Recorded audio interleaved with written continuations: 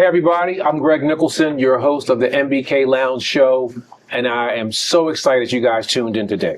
Now, I'm going to say something, and you're going to say, you always say that. This is a special show.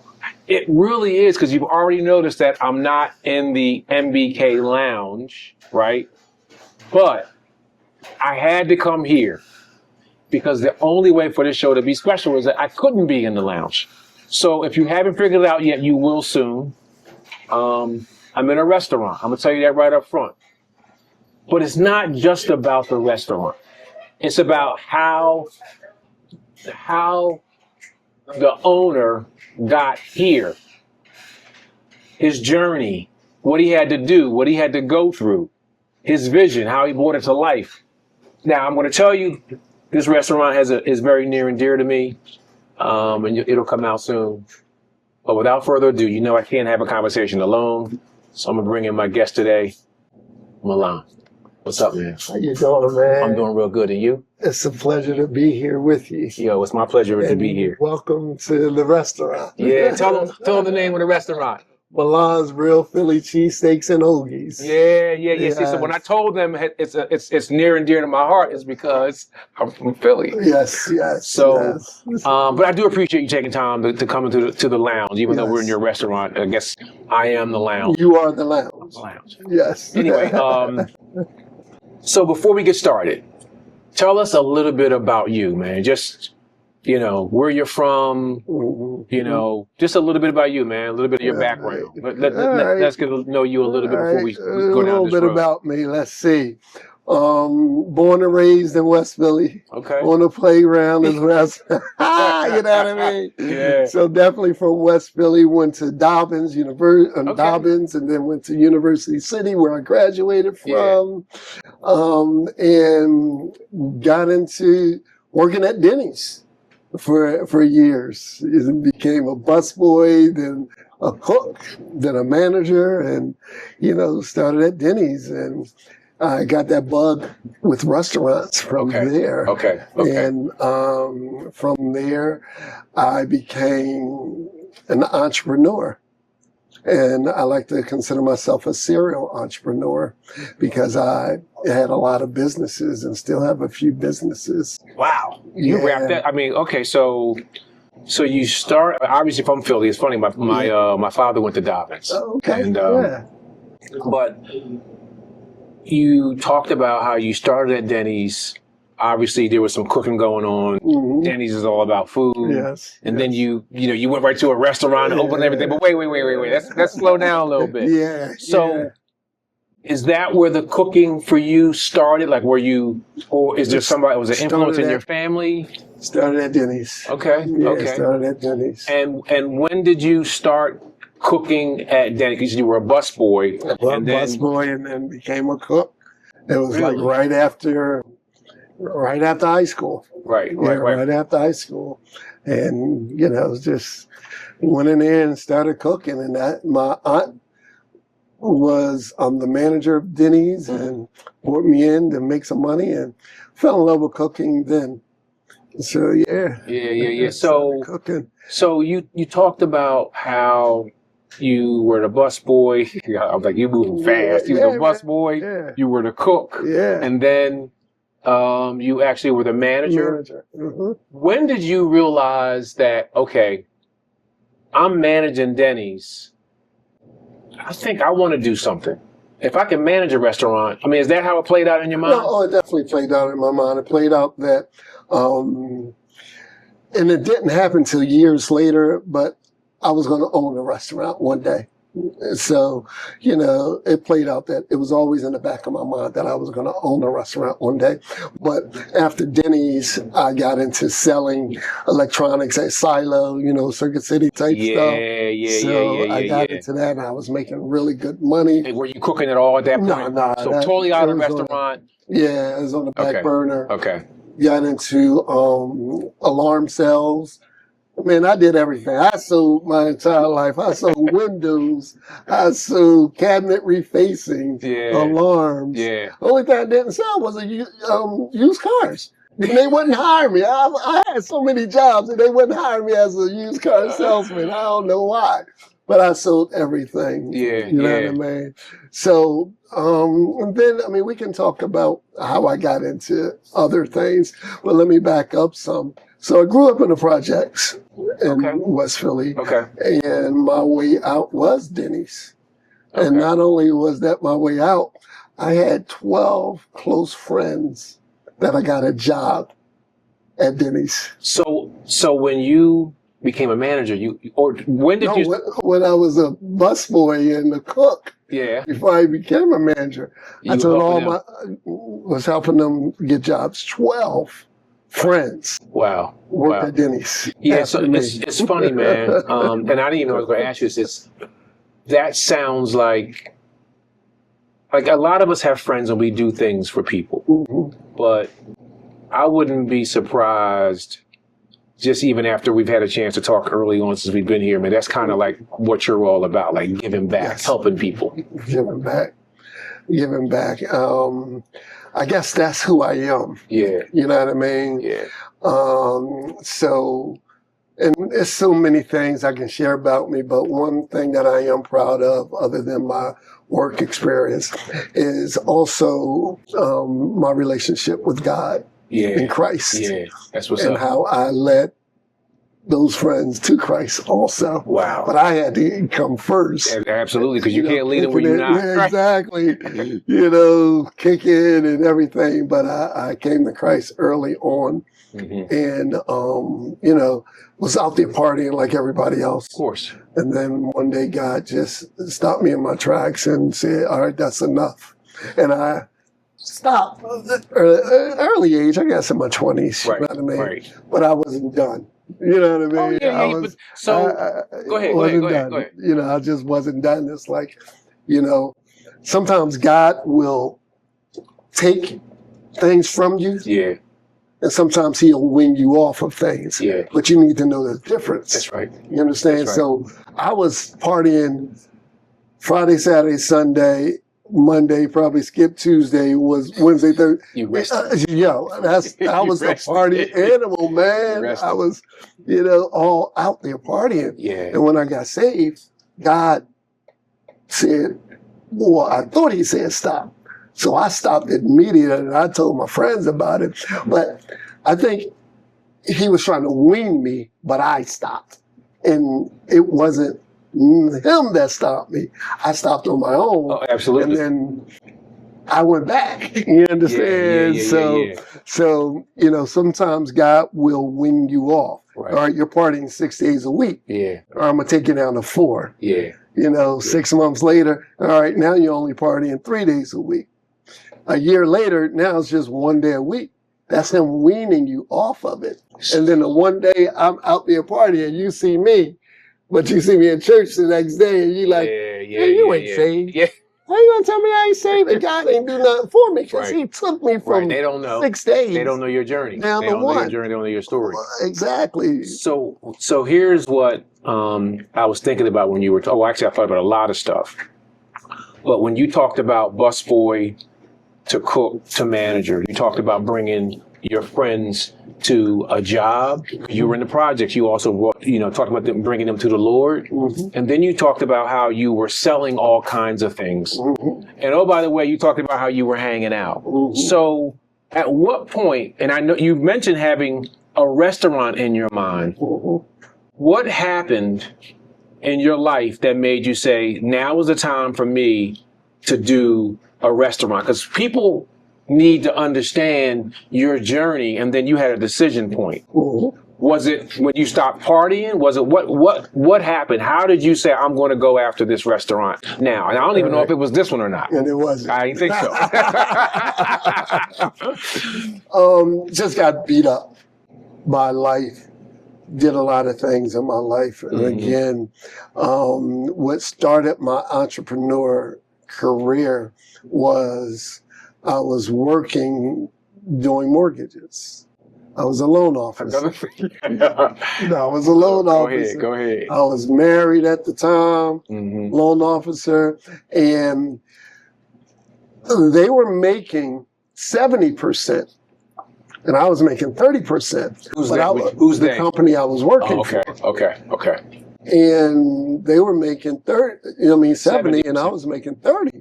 And I didn't think that was fair because they never gave me leads. These were all the people that all my leads. And you doing all the work. And I'm doing all the work. Why am I not making 70 in it? So I was like, you know what? I don't really like working for people anyway. You know what I mean? So I'm going to open up my own mortgage company. So I went out there, got my banking license, and opened up a mortgage company. Oh, I thought you were going to say you opened up a restaurant. Nope. Opened up a mortgage company. Had employees, had, loan officers under me. So now I'm making the big bucks. Right. And, but I was fair to them. I wasn't a 70-30, you understand? Okay. So I opened up the mortgage company. It was in Middletown, right on the main highway, Middletown, Delaware. Okay. Right on the main highway and right in Middletown. And the bug hit me one day. I was like, yo, there is no soul food restaurants in Middletown. No. They need one. Yeah. So right across the street was a check cashing place. And my mortgage company was here. Check cashing place left, and I inquired about buying that building to put a restaurant. And that's exactly what I did. So got the building, didn't buy it, but leased it and put a soul food restaurant. First one in Middletown. There's still not one. Well, that's one in Middletown. And yeah, it was a great experience. I had it. And one thing that bothered me about when I opened up the restaurant, so many people came up to me when I opened and said, man, I was thinking about doing this. Oh, yeah. Now you talk about it. Talk about it. And everyone, I was like, so why didn't you? Right. You understand? So many people want to do things, but they're afraid to either fail or they don't know how to do it. Yeah.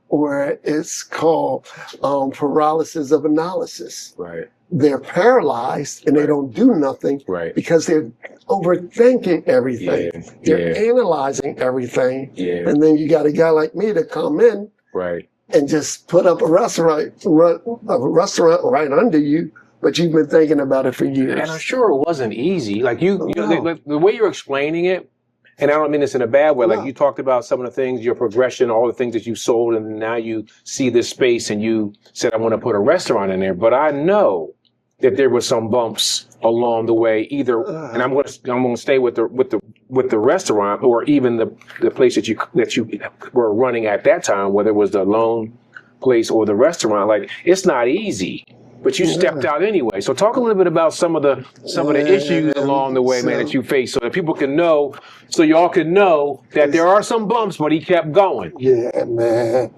So it was around 2008, 2009, the mortgage industry. Yeah, the bubble bust. So here I am. I own a mortgage company, and the industry is going down. I can't pay my employees because they're not bringing in any loans. And then I had to shut down because at that time, only thing they were selling was FHA loans, and I didn't have an FHA license. So in the same time, I'm opening up a restaurant called Soda Soul. It's a soul food restaurant. People don't know, but my house got foreclosed on. Wow. I had to move into another house. Couldn't pay the rent on that house. Wow. While I'm opening up the restaurant, I had two sides. I was homeless. Wow. Opening up a restaurant. Wow. I'm homeless. Did you hear me? I did. I'm living in hotels. Me, my wife, and two kids. I have 4 kids. The other 2 was with their mom. That's heavy, man. My head just exploded, bro. Yeah. I'm living in the other side of the restaurant because I had 2 sides. So we're living inside the restaurant while I'm opening it up. So you're telling me, man, that while you're opening up a restaurant, like most of the bumps that people I've heard, or maybe they don't get along, or maybe they're not making as much money. You're telling me that you were homeless, like your business that you had was losing money to the point where you couldn't pay your bills there or at home, and then you were eventually homeless and opened a business anyway. Opened the business while I was living in the business. Wow. Wow. I had 2 investors. They invested, so I was able to do so. Wow. And like after I opened up the restaurant, around 6 months later, these 2 gentlemen came in and we just hit it off, became best of friends right away. They sat down with me, and one of them was leaving to go to North Carolina, and he was putting his house up for a sale. So I was able to rent it from him to move out the restaurant. To move out the restaurant, which was your home, restaurant. Home, See, the thing that's wild about today is that, even when I was telling everybody what we were going to do today, you come to Milan's to get a cheesesteak or a hoagie and all the host of things that you guys order. But they don't really know that it's more, it's more than a cheesesteak. They don't know the story, they see this. Wait until I tell you a story about this. Oh man, go ahead. Go ahead. So I had the restaurant for around 4 or 5 years. And then after that, sold it, got into something called property preservation for banks, making a ton of money and everything. And then I lived across the street. Subway used to be here. No, but I think I remember. Subway used to be here. So they left. And you still have the spot in Middletown? No, I left. You left there? Okay, yeah. okay. So I was doing property preservation with banks, cleaning out houses, and grass cutting and all that. So I opened up my own business. So I had a construction company and a landscaping company. I told you I was, dude. You had me when you said you were homeless and opening up a restaurant. I'm like, after that, you just can't get knocked down. Yeah. Les Brown said it before. Les Brown said, if you get knocked down and you land on your back and you can look up, and you can get up. And that was me, man. I probably had more failed businesses than I had successful businesses. But it never stopped. Never stops you. You can't stop. And that's the fear people have. They don't ever want to start because of the fear of failure. Me, I want to do it and take the 50-50 chance. What if it does work? And look, and what you were sharing with me was less than 50-50. If you're homeless and you're opening a restaurant, the odds are real low. Yes. So Subway's here. They leave.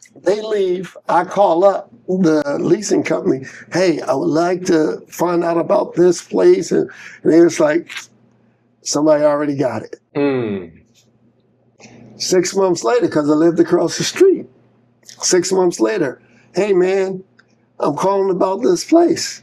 No, somebody got it.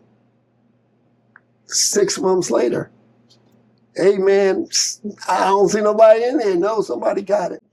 3 years. People don't understand this. I'm gonna tell you. 3 years. I called about this spot. 3 years.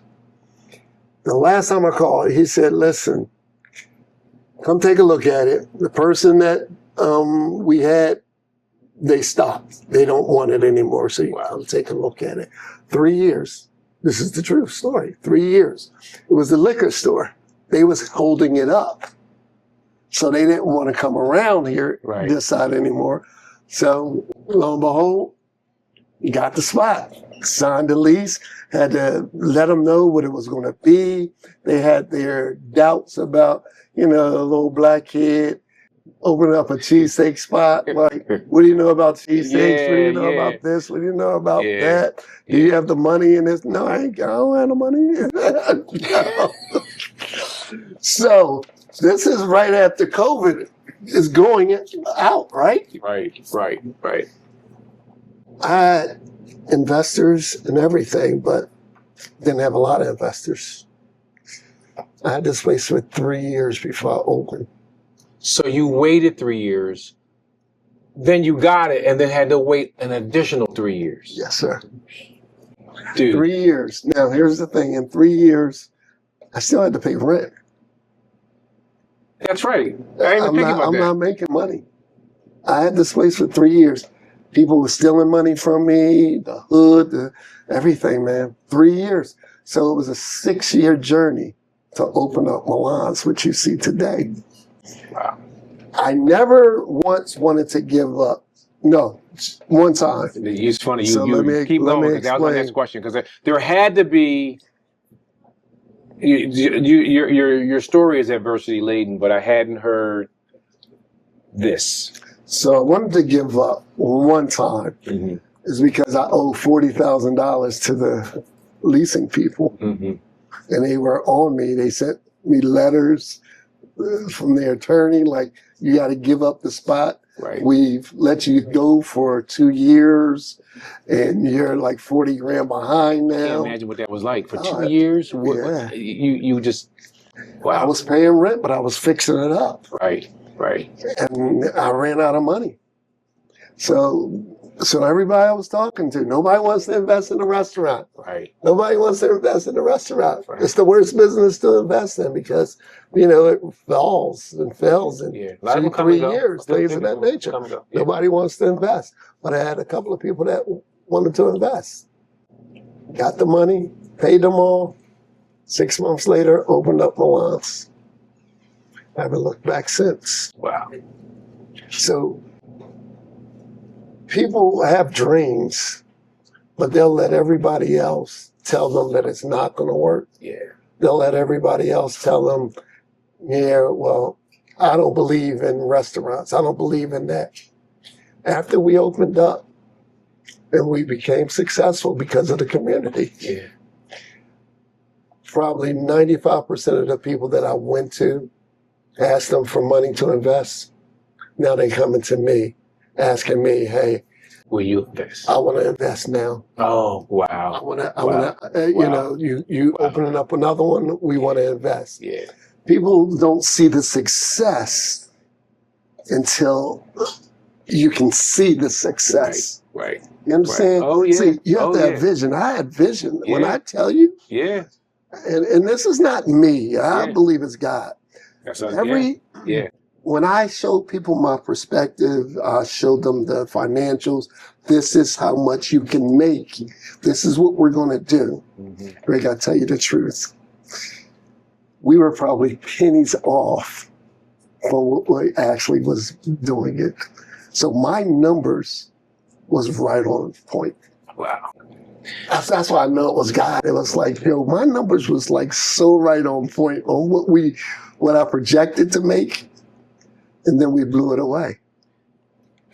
So, man, I often sit here when I'm talking to people and I'm saying to myself, man, I can't wait till people hear what whoever is sitting in that chair across from me is saying. I want to begin to land the plane so we can go cook. Mm-hmm. Yes. I'm from Philly. I want to Philly. No, but Yeah. but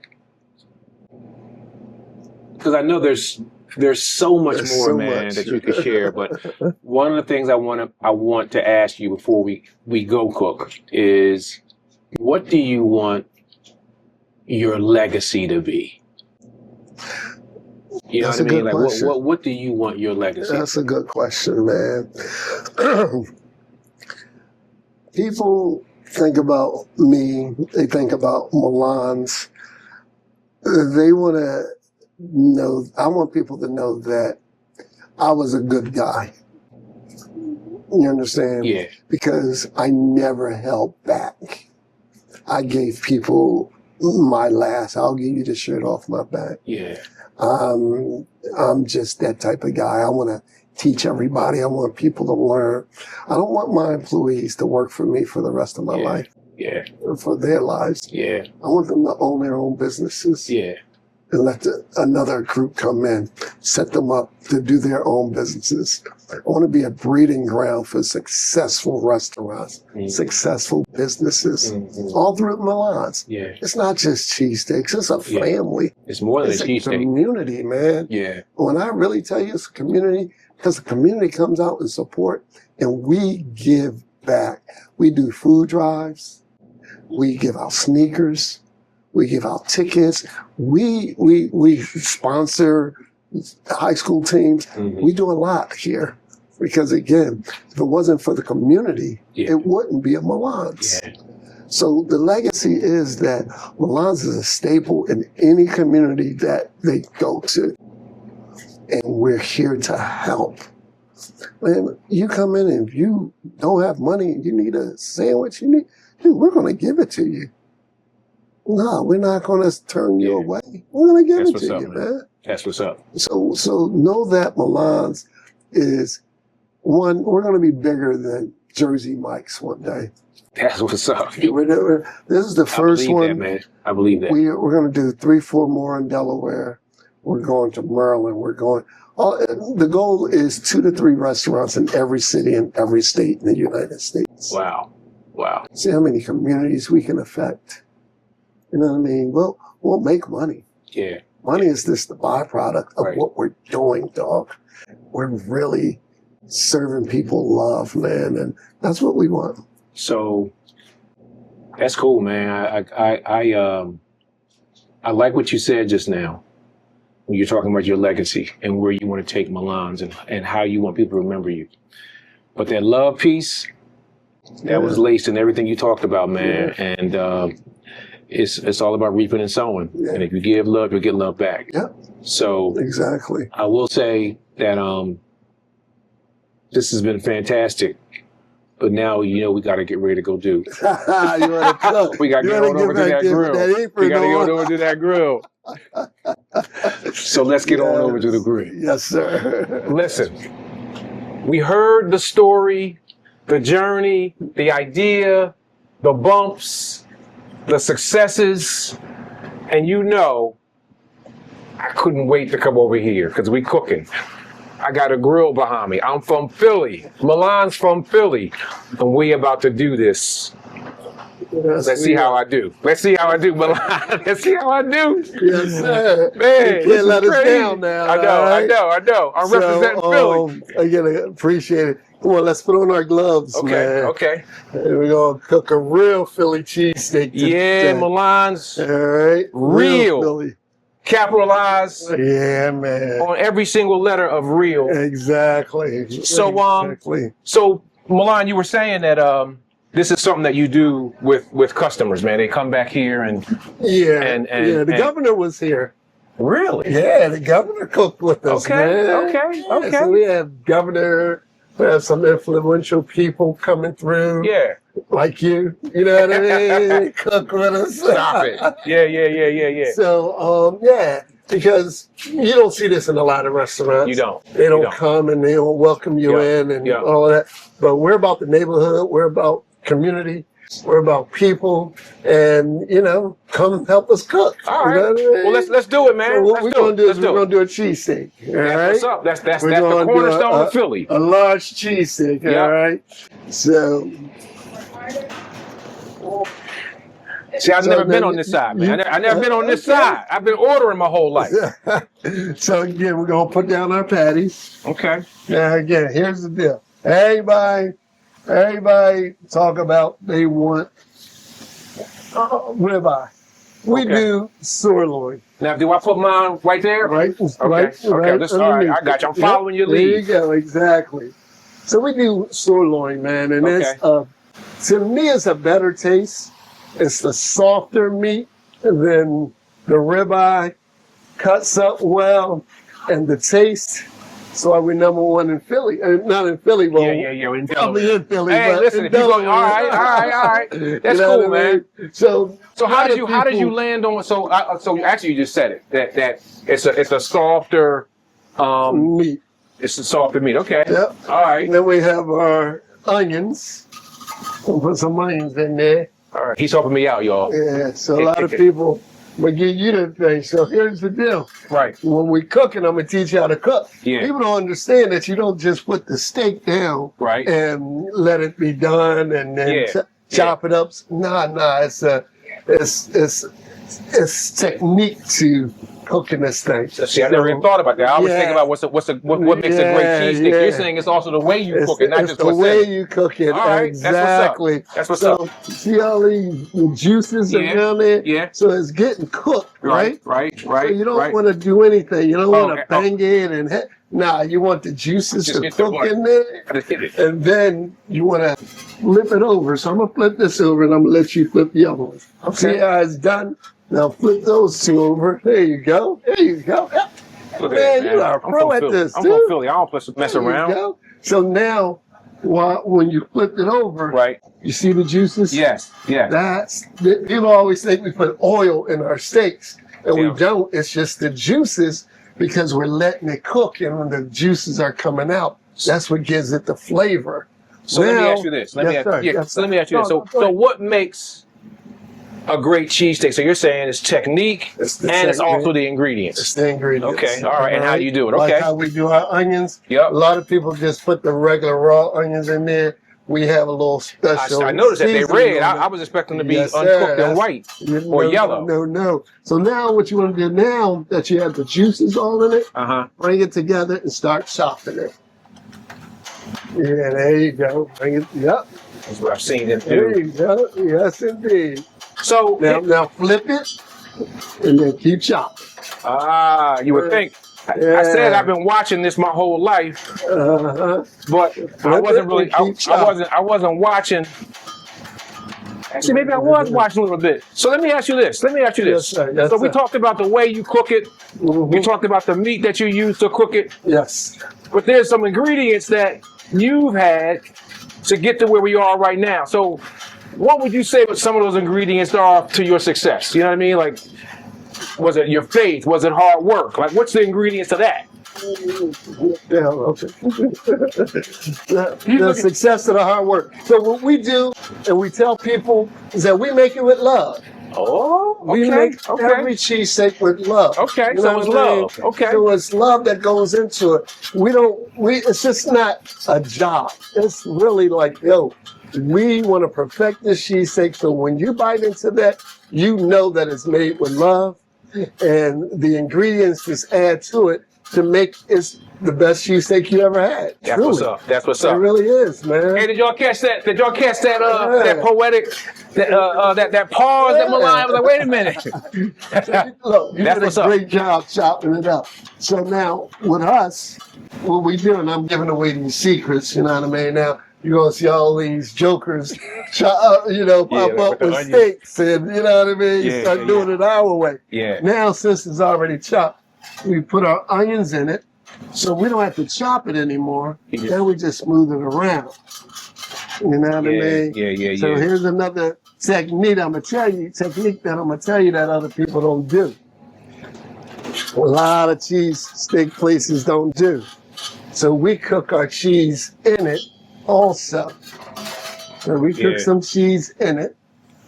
So you got cheese all the way through, but we also put cheese on top.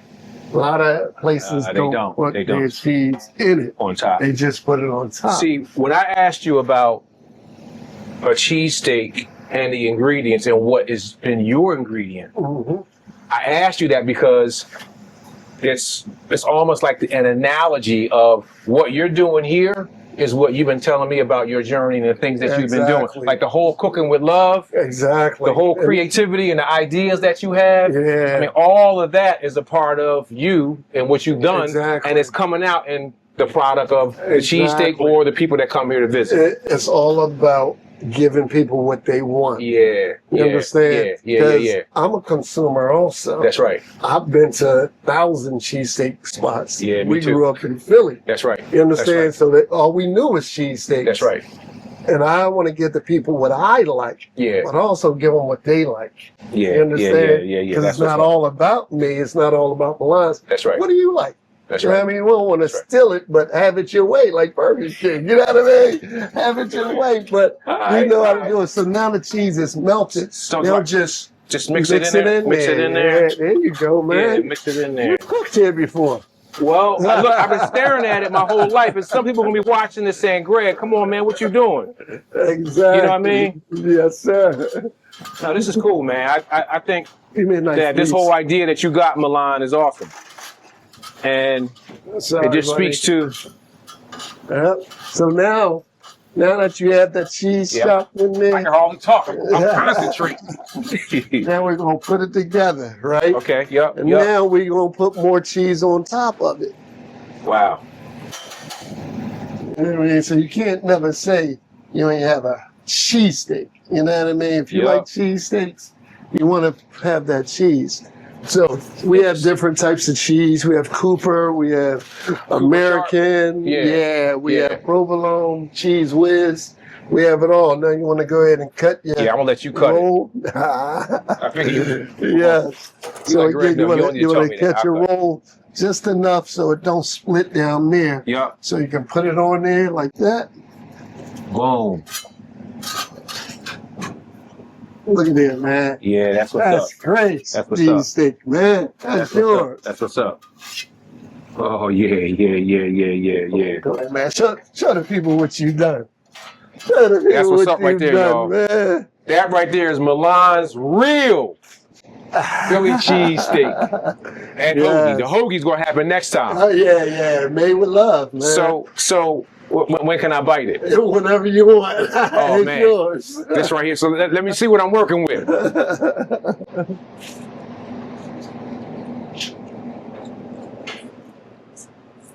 I'm gonna tell you right now. This right here is a dream, bro. Yes, This sir. right here is a dream. Yes, I'm actually sir. from Philly, eating a cheesesteak, a Philly cheesesteak, and Milan's real cheesesteak and hoagies, man. This is hot, man. I am so excited, man, that we've taken some time to talk. One of the things that we do on my show is we talk a lot about what is in our cup. Mm-hmm. And it's always about trying to put things in our cup that we want to be in there, that makes us to be better at what we do. Be a better person, be a better man, be a better father, be a better husband, be a better entrepreneur, be a better owner. Yes. If there were just a couple of things that you would say, these are some ingredients that somebody needs to have. Look, I'm enjoying cheesesteak. Go ahead, Need to have in their cheesesteak. In their cheesesteak. cheesesteak. Need to have in their cup to be successful in this life, going after whatever that thing is, man. What would you say a couple of things are that people need to have in mind? Don't be stingy. Don't be stingy. Don't keep everything for yourself. And don't think that you can't get more if you give more. You understand? Mm-hmm. You know the analogy.